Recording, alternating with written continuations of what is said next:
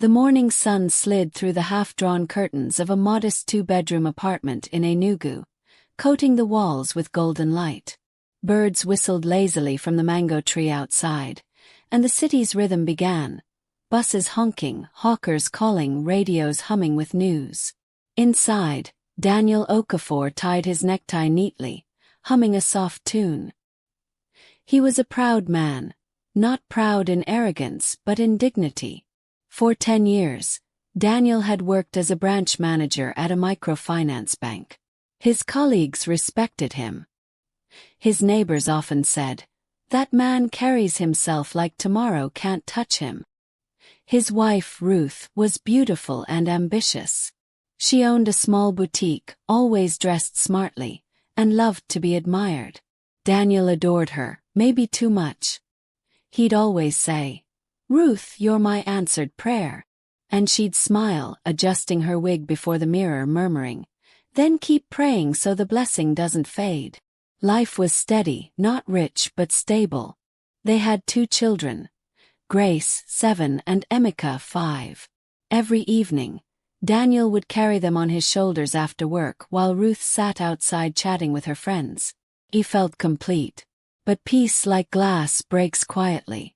It began with a rumor at work, whispers of missing funds. Daniel ignored them, trusting the system.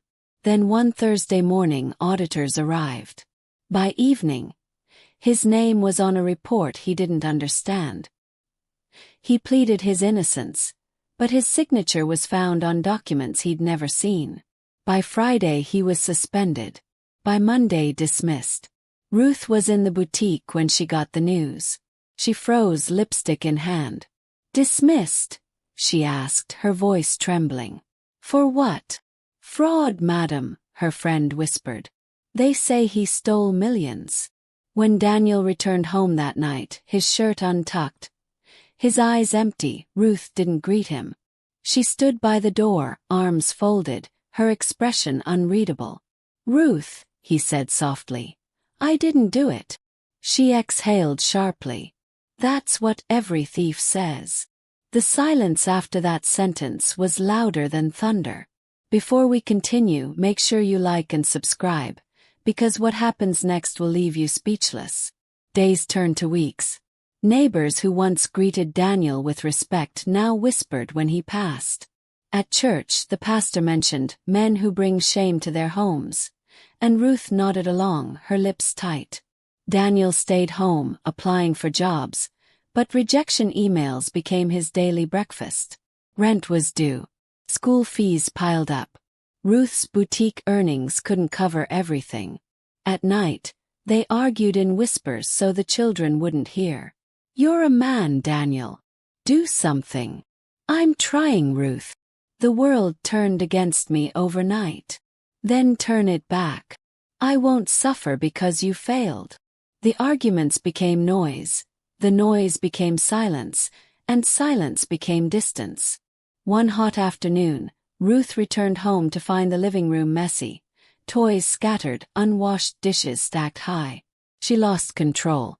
"So this is what you do now," she shouted. "You sit here and wait for pity." Daniel looked at her quietly. "I'm just tired." "Tired? Then clean this house. Since you lost your job, you've become another piece of furniture." She dropped her purse on the couch. "If you can't provide, at least be useful."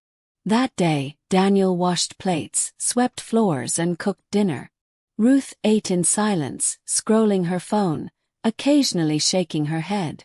That night, he heard her whispering on a call, laughter soft but sharp. He didn't ask who it was. The next weeks felt endless. Ruth began treating him like a domestic helper. "Daniel, wash the children's uniforms." "Daniel, iron my dress." "Daniel, the bathroom is dirty." Her friends noticed too. One afternoon, as they sat gossiping outside, Ruth shouted from the balcony, "Daniel, bring us cold drinks." The laughter that followed pierced his chest like glass. Neighbors started calling him house husband. Some mocked openly, others pitied him quietly. But Ruth didn't care. Respect, she told her friend Mary, is earned by responsibility. He lost both. Daniel prayed more than he spoke. Every night, he knelt beside his bed whispering, "God, don't let this be the end of my story." But heaven stayed silent. One evening, Ruth hosted her friends again. Music played, perfumes filled the air. Daniel, still in his faded t-shirt, served them plates of jollof rice. As he turned to leave, one of the women giggled. "So, Ruth, your husband now cooks too?" Ruth smirked.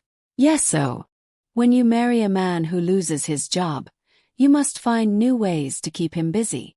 Laughter erupted. Daniel froze. His hands trembled, his throat burned. He looked at Ruth, but she avoided his gaze. That night he packed his small bag. He almost left. But when he saw his children asleep, he sat down instead. Tears fell silently as he whispered, "I can't leave them with her alone." The next morning, Ruth's words were colder. "You think I don't see you? Always looking sad, hoping people will pity you. You better stop acting like a victim. You're just lazy." Daniel didn't answer. Silence became his defense. But silence too can be punished. One weekend, Ruth's younger cousin Peter moved in for a while. Peter had swagger, confidence, and no job. He wore loud perfumes and spoke with arrogance. Ruth called him "my little brother," but the way she smiled when he spoke made Daniel's stomach twist. Soon, Peter began ordering Daniel around. "Brothers, a beg wash my jeans, I need them sharp." "Uncle Daniel, help me iron that shirt." Daniel said nothing. Ruth didn't stop it either. One evening, Peter slapped Daniel's shoulder playfully and said, "Oga houseboy, this stew sweet-o." Ruth laughed too loud. That laughter broke something inside Daniel. The following week, a neighbor, Mama Igioma, visited quietly. "My son," she said, "I see what's happening. Don't let shame kill you. Sometimes God hides us to prepare us." Daniel nodded weakly. "I'm just tired of being invisible." She sighed. "People forget. But God remembers." Her words lit a tiny spark in him, faint but real. A month later, Daniel got a call from an old friend, Tund, who now worked with a small logistics company. "Bro, I heard what happened. Come by tomorrow. Maybe we can find something." Daniel's heart raced. The next morning he wore his best shirt, the same one from his banking days, and left early. Ruth didn't even ask where he was going. At the office, Tund smiled. "We don't pay much, but we need someone honest to handle deliveries and records. I trust you." Daniel accepted immediately. It was a small beginning. Dusty boots, motorbikes, and packages. But it was work. Every evening, he returned home exhausted yet proud. But when Ruth found out, her reaction stunned him. "So now you're a delivery boy," she sneered. "From banker to errand man. Daniel, you're embarrassing me." He stared at her. "Ruth, at least I'm trying." "Trying doesn't feed respect," she said coldly. From that day, she stopped cooking for him. She stopped washing his clothes. She even removed his photo from the bedroom wall. The gap between them became a canyon. At night, Daniel slept on the couch. Sometimes he heard Ruth giggling on the phone in the bedroom. Once, he saw Peter's shoes by her door at midnight. He turned away numb. Still, every morning he left for work, determined not to break completely. The final blow came one Sunday afternoon. Church service had just ended. Daniel was standing outside, greeting an elder, when a woman whispered, "Isn't that Ruth's husband, the one who lost his job? I heard she now feeds him." Daniel turned to see Ruth nearby, laughing with Peter. They were both dressed in matching colors. Someone murmured, "She's really upgraded." That word, upgraded, hit like a slap. That evening, Ruth confronted him again. "Daniel, I want you out. I can't keep pretending I have a husband when I don't." He looked at her, speechless. "Where will I go?" "Anywhere but here." He fell to his knees. Ruth, please. For the children. She cut him off. You're a burden. I'm done. The children watched from the corner, crying as their mother dragged a small bag from the room and threw his clothes inside. Take your pity somewhere else, she shouted. Neighbors gathered outside, murmuring. Someone filmed with a phone. Daniel stood there, trembling, holding his torn bag as Ruth screamed, "You're nothing without me." He turned slowly, his eyes empty, and walked away. That night, he slept under the veranda of an abandoned shop. Rain dripped through holes in the roof. His phone was dead, his heart heavier than stone. He closed his eyes and whispered, "God, if this is the end, let it be quick." Somewhere far away, thunder rolled. And in that darkness, Daniel realized he had truly lost everything. The first light of dawn crept across the city's tired skyline. Buses coughed to life, traders shouted over one another, and Enugu woke again, loud, dusty, indifferent. Under the cracked veranda of an abandoned shop, Daniel Okafor sat up slowly. His shirt clung to his skin, soaked from the night rain. His body ached, but his mind was colder than the morning air. He had no home, no job worth respect, no dignity left. But somewhere deep inside, the smallest ember of life still burned, faint but stubborn. He rose, brushed the dust off his trousers, and began walking. Nowhere to go, nothing to prove. Only the silent promise that one day, the pain would mean something. By mid-morning he reached the logistics office where Tund worked. His friend looked shocked to see him drenched and pale. "Daniel, what happened to you?" Daniel's voice was low. "Ruth sent me out." Tund shook his head slowly. "My brother. Women can be cruel when shame enters the home." He handed Daniel a cup of tea. "Listen, I've been thinking. You've got management experience. I want to expand this business, properly. If you can handle the records and clients, we can grow together." Daniel blinked. "You trust me after everything people said?" Tund smiled. "Those who know your heart don't need proof." For the first time in months, Daniel smiled faintly. Weeks turned into months. Daniel worked like a man possessed. He arrived before sunrise, left after dark. He learned routes, repaired bikes, balanced accounts. Slowly, Tund's logistics business began to grow. They hired new riders, got contracts with local supermarkets, and started delivering for online stores. Daniel never complained. He never mentioned Ruth. But at night, when the street grew quiet, he'd whisper, "God, just help me become useful again." One evening, Tund called him into the small office. "Daniel, there's an opportunity. One of our clients wants to partner with us, a big distributor. They need someone trustworthy to manage their supply chain. I told them about you." Daniel stared, shocked. "Me? Yes. But it's in Abuja. Bigger pay. Bigger responsibility." For a long moment Daniel said nothing. Then he nodded. "If this is where I rebuild my life, I'll go." Within months, Daniel was living in Abuja. The company gave him a small apartment and a car. His discipline impressed everyone. He didn't chase attention. He spoke little. But his results spoke loudly. By the next year, he was promoted to regional operations manager. His salary was far beyond anything he earned before. He sent money quietly to pay his children's school fees, though Ruth never acknowledged it. And when loneliness crept in at night, he would look out the window, whispering, "The man they mocked is still breathing." Meanwhile, in Enugu, Ruth's boutique began to crumble. Sales dropped. Her cousin Peter left suddenly after she discovered money missing from her business account. Rumors spread that he'd taken her savings to start a transport business with another woman. The laughter that once surrounded her began to fade. Her friends stopped visiting. People she once mocked now crossed the street when she passed. Still, she carried her pride like armor. She told people, "Daniel was weak. I'm fine without him." But inside, her walls were cracking. 2 years passed. Daniel was now a quiet success story, respected, soft-spoken, and deeply changed. He had saved enough to start something of his own. Okafor Logistics Limited. The launch was modest but hopeful. A small fleet of vans, 10 staff members, and a new office in Enugu. Returning to the city where he was once humiliated felt like walking through old ashes. Painful but freeing.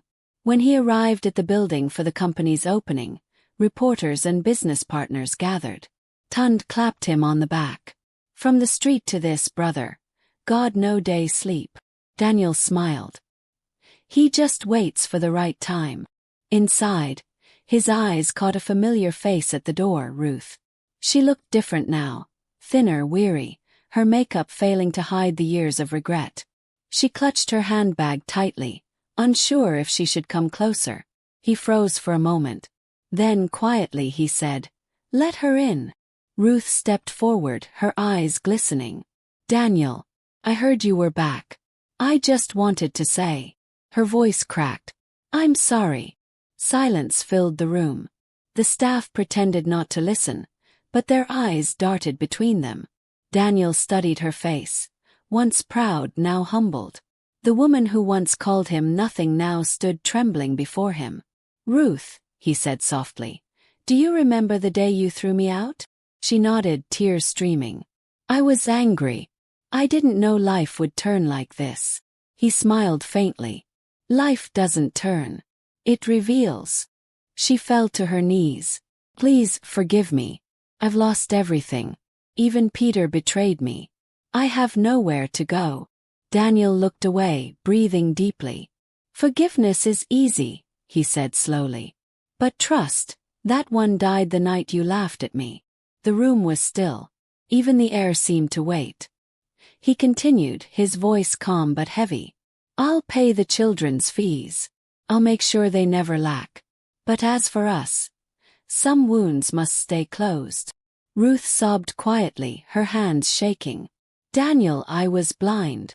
He nodded. "And now you can see, but it's too late." She looked up at him, broken. "Do you hate me?" He smiled sadly. "No. You taught me what strength really means." After she left, Tund walked over. "You handled that well." Daniel sighed. "Pain taught me silence. Now silence is my revenge." He stood by the window, watching the rain start to fall.